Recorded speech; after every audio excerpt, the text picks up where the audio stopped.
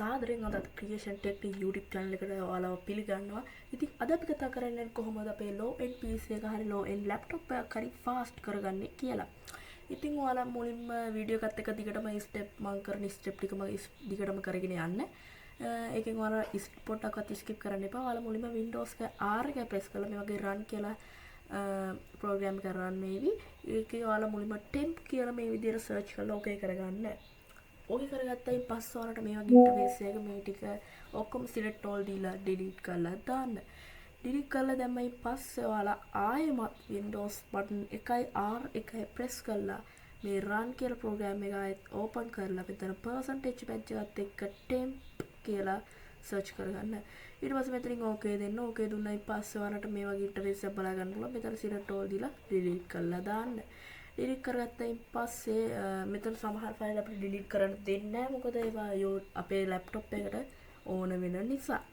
ඊට පස්සේ මේකත් close කරයින් පස්සේ ඔයාලට පුළුවන් ආයෙමත් මේක close කරලා මෙතන නම් ඇත්තටම මම voice over එක දෙන්නේ මේ වීඩියෝ එක කරයින් පස්සේ වීඩියෝ එක record කරයින් පස්සේ ඊට නිසා මේක පොඩි වැරද්දක් ඔයාලා මේ step එක follow කරන්න එපා කියලා මම අනිවාර්යයෙන්ම කියනවා. ඊට පස්සේ මේකෙන් ඔයාලට lap එකට නම් කිසි අවුලක් වෙන්නේ නැහැ. but අවශ්‍ය නැහැ මේ අපේ process එකට.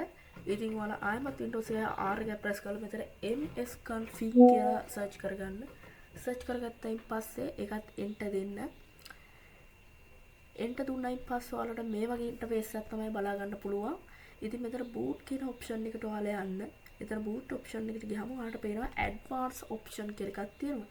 ඒ advanced option එකට යන්න. ඊට පස්සේ මෙතන processors හතරක් දෙන්න. මගේ හතරක් පෙන්නන නිසා මෙතන වගේ RAM එක 8 නම් අනිවාර්යයෙන්ම 8192 දෙන්න. phone එක එකෙන් භාගෙ දෙන්න. ඊට පස්සේ මම apply කරලා okay දී ගන්නවා. ඊට පස්සේ මෙතන exit without restart කියලා නෝ ඔයාලා මම මෙතන exit without restart දෙනවා. මොකද මගේ වීඩියෝ එක දිගටම continue කරන ඕන නිසා ඔයාලා අනිවාර්යයෙන්ම මෙතන restart දෙන්න.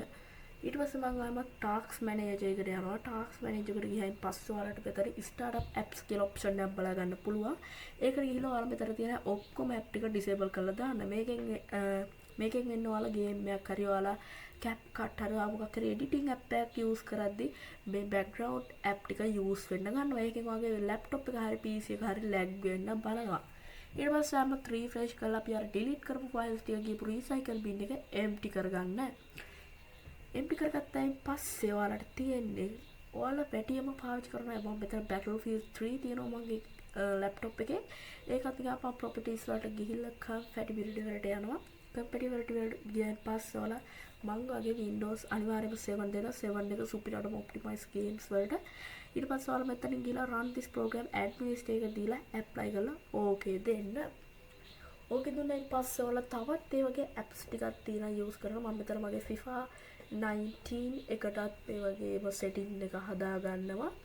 ඉතින් ඔයාලා මේ setting එක අනිවාර්යයෙන්ම හදා ගන්නවාට හොඳ optimize එකක් බලා ගන්න පුළුවන්. ඔයාලා පාවිච්චි කරන app එකෙන් හරි game එකෙන් හරි. ඊට පස්සේ මම මෙතන අවශ්‍ය ටිකට ඒ විදියටම